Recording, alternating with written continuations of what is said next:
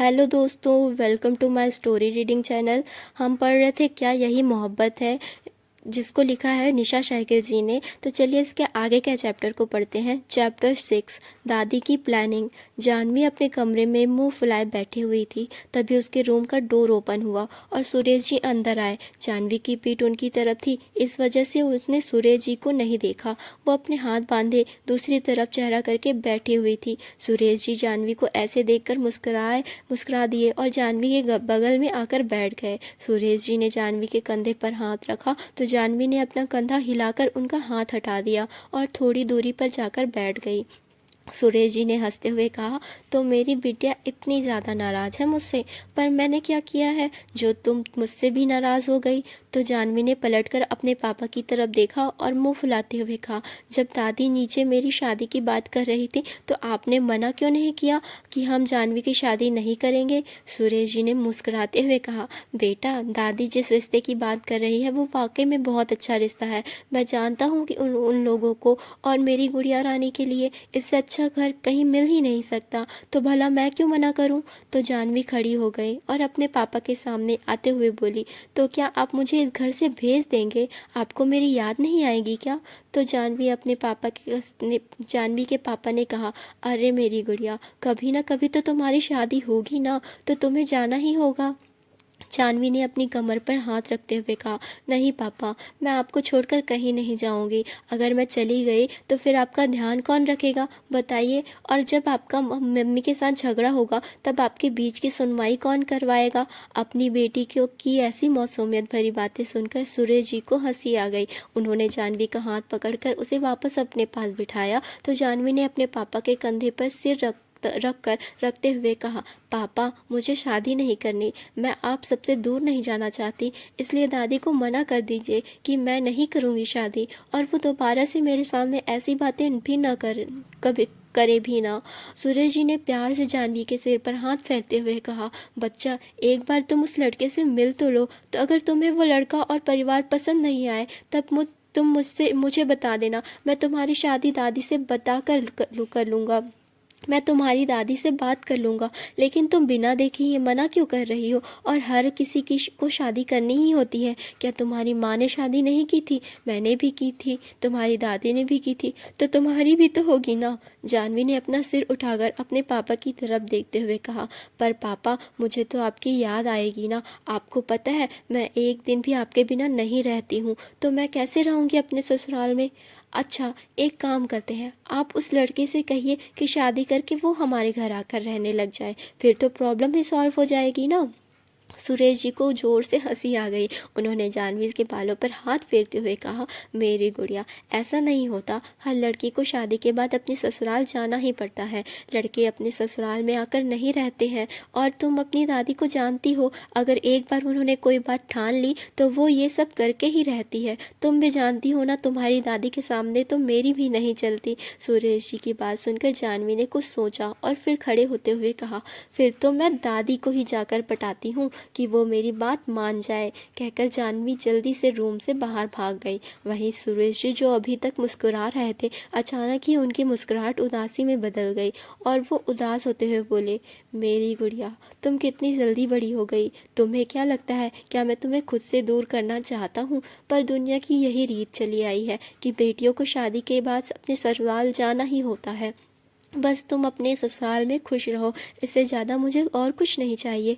जानवी नीचे हॉल में आई, अपनी माँ से पूछा, माँ दादी कहाँ है। तो गंगा जी जो हॉल में बैठी हुई दाल साफ कर रही थी, उन्होंने कहा, दादी अभी रूम में गई है। तो जानवी जल्दी से दादी के रूम में की तरफ भाग गई।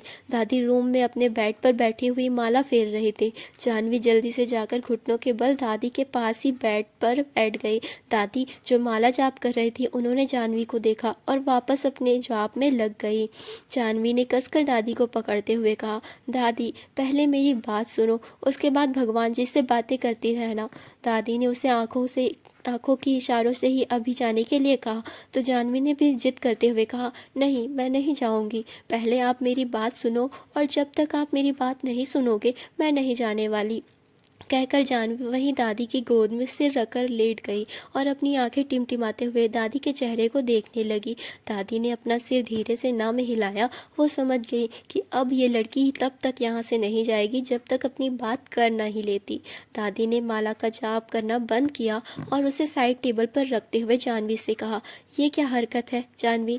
मैंने कितनी बार कहा है कि जब भी मैं जाप कर रही हूँ तो तुम ऐसे मुझे परेशान मत किया करो। तो जानवी ने भी दादी के गले में पहनी हुई तुलसी की माला से खेलते हुए कहा, हाँ तो मैंने भी तो हमेशा यही कहा है कि मैं जब भी आऊँ पहले मेरी बात सुना करो, उसके बाद आप भगवान जी से बात किया करो। दादी ने अपना माथा पीटते हुए कहा, क्या करूं मैं तुम्हारा जानवी? इतनी बड़ी हो गई हो लेकिन हरकतें वही बचकाने वाली है। अब बोलो क्या कहने आई थी? तो जानवी जल्दी से उठकर बैठ गई और दादी से बोली, दादी आप अभी इसी वक्त उन लड़के वालों को फ़ोन करो और कह दो कि हमारी लड़की अभी शादी के लिए तैयार नहीं है और अगर आपको शादी करनी ही है तो अपने लड़के को हमारे घर भेजना होगा, तभी बात पक्की होगी, वरना ये रिश्ता नहीं हो सकता। जानवी किसी दादी अम्मा की तरह ये बात कह रही थी, इसलिए दादी ने पहले तो हैरानी से जानवी को देखा और फिर जानवी के सिर पर टैप करते हुए कहा, तुम्हारा दिमाग खराब हो गया है क्या जानवी? भला ऐसा हो सकता है कि कभी लड़के भी ससुराल में आकर रहते हैं क्या? तो जानवी ने जिद करते हुए कहा, नहीं रहते तो क्या हुआ, अब रहने लग जाएंगे, आप कहकर तो देखिए। दादी ने उन्हें डांटते हुए कहा, जानवी अब तुम मुझसे ना मार खाओगी, चुपचाप यहाँ से जाओ, चलो ये बड़ों की बातें हैं और बड़ों को ही देखने दो। तो जानवी ने दादी को मस्का लगाते हुए कहा, दादी अभी सोच लो, आपके लिए भेलपूरी तो मैं ही लेकर आती हूँ और वो चॉकलेट जो पापा ने मना किया हुआ है कि आपको मीठा नहीं खाना है वो तो चुपचाप मैं ही खिलाती हूँ। तो दादी ने अपने सिर का पल्लू सही करते हुए कहा, हाँ सिर्फ एक छोटा सा टुकड़ा ही तो देती हो, सारी चॉकलेट खुद खा जाती हो। जानवी ने एक बार फिर अपनी दादी को कसकर पकड़ते हुए कहा, हाँ तो मेरी दादी को अगर शुगर ज़्यादा हो गई तो वो भगवान जी के पास नहीं चली जाएगी, तो फिर मैं कैसे परेशान करूँगी? और फिर मैं नहीं चाहती कि मेरे दादाजी का सुकून खराब हो, क्योंकि आप ऊपर चली गई तो वहाँ भी जाकर दादाजी से लड़ने लगोगी। दादी ने जानवी को खुद से दूर करते हुए कहा, मुझे लगता है तुम पीटे बिना मानोगी नहीं, मेरा बेड कहाँ है अभी तुम्हें बताती हूँ। कहकर दादी अपने आसपास बेड ढूंढने लगी। तो जानवी जल्दी से बेड से खड़ी हो गई हुई और दादी को बेड दिखाते हुए बोली, इसे तो मैं अभी जाकर गंगा जी में बहा कर आती हूँ, जब देखो आप मुझे इसी से डराती रहती हो। कहकर जानवी दादी को का बेड लिए भाग गई। वहीं दादी पीछे से जानवी को पुकारती रह गई, अरे जानवी उसे तू मुझे दे दे, खबरदार तूने उसे गंगा जी में बहाया तो। पर जानवी कहाँ उनकी बात सुनने वाली थी, वो तो कब का वहाँ से जा चुकी थी। मुंबई। सावित्री जी अपने रूम में बैठी हुई फ़ोन पर किसी से बात कर रही थी। फ़ोन की दूसरी तरफ और कोई नहीं, जानवी की दादी इमली देवी थी। सावित्री जी ने कहा, अरे इमलिया तेरी पोती मानी कि नहीं मानी? तो सामने से इमली देवी ने कहा, अरे मानेगी कैसे नहीं, मैं मनवा कर ही रहूँगी, मैं भी उसकी दादी हूँ, तू बता तेरा पोता माना कि नहीं? सावित्री जी ने भी बड़े गर्व के साथ कहा, तू मुझे जानती नहीं है क्या? अरे वो एक बार नहीं 36 बार मानेगा, मेरे प्लास अच्छा ही काम करते हैं। तो इमली ने मेरे प्लान्स अच्छे ही काम करते हैं। तो इमली देवी ने पूछा, कौन सा काम? तो सावित्री जी ने पहले अच्छे से दरवाजे की तरफ देखा कि कोई उनकी बात सुन तो नहीं रहा। फिर दोबारा इमली देवी से फ़ोन पर बात करते हुए कहा, अच्छा सुनो, उदयपुर में 10 दिन बाद जमुना की पोती की शादी है ना, तो वहीं पर तुम जमुना की तरफ से शामिल होना और मैं लड़के वालों की तरफ से शामिल हो जाऊंगी, क्योंकि लड़के वाले हमारे रिश्तेदार लगते हैं। सामने से इमली देवी ने कहा, फिर इससे क्या होगा सावित्री? सावित्री देवी ने कहा, अरे अरे पगली, यही तो हमारा प्लान का हिस्सा है, मेरा पोता और तेरी पोती दोनों ही वहाँ पर मिलेंगे। अब देख लेना, जब वो दोनों एक दूसरे को देखेंगे ना तो नापसंद करने का सवाल ही पैदा नहीं होता। वैसे भी मेरा पोता तो हीरा है, हीरा। तो इमली देवी ने भी कहा, तो मेरी बेटी किसी कोहिनूर से कम है क्या? तो सावित्री जी ने हंसते हुए कहा, तभी तो मैंने अपने हीरे पोते के लिए तेरी कोहिनूर को मांगा है, लेकिन हाँ इस बारे में तेरी पोती को और मेरे पोते को कुछ पता नहीं होना चाहिए, वरना अगर उन्हें पहले से पता चल गया ना तो दोनों कोई ना कोई बहाना बनाएंगे और ना जाने का।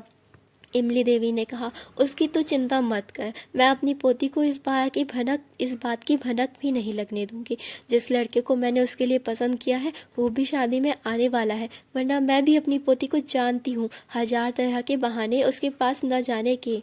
तभी इमली देवी को सामने से जानवी अपने रूम की तरफ आती हुई नजर आई, तो उन्होंने हड़बड़ाते हुए, अच्छा सावित्री, मैं फ़ोन रखती हूँ, मेरी पोती इधर ही आ रही है, कहीं उसे हमारे प्लान के बारे में पता नहीं चल जाए, वरना हमारे सारे प्लान पर पानी फिर जाएगा। जय गंगा मैया की। इमली देवी ने फ़ोन डिस्कनेक्ट किया।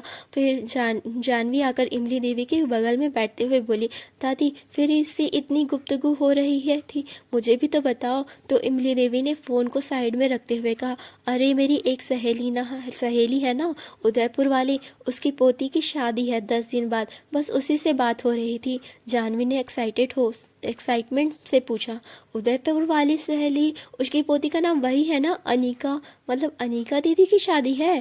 दादी हम लोग भी जाएंगे उसकी शादी में। तो दादी ने हंसते हुए कहा, हाँ हाँ हम भी जाएंगे, अब तुम लोग जल्दी से खरीदारी शुरू कर दो, शादी को ज़्यादा वक्त नहीं रहा, सिर्फ 10 दिन है, और हमें कुछ दिनों पहले ही तो जाना होगा ना।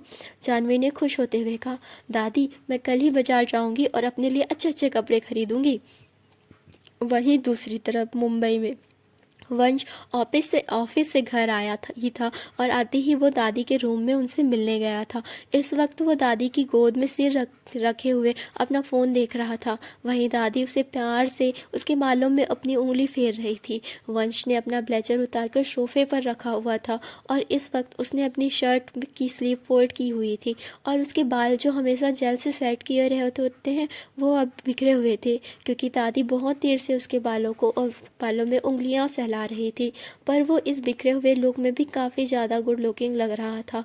वंश चाहे पूरी दुनिया के सामने कितना भी अच्छा रूड कर रहे, लेकिन अपनी फैमिली के सामने हमेशा ही बच्चों जैसा ही बिहेव करता रहता है। कुछ देर बाद दादी ने कुछ सोचते हुए कहा, अच्छा वंश, हमें कुछ दिनों बाद उदयपुर जाना है। वंश ने अपना ध्यान फ़ोन से हटाकर अपनी दादी की तरफ देखा और पूछा, उदयपुर क्यों जाना है?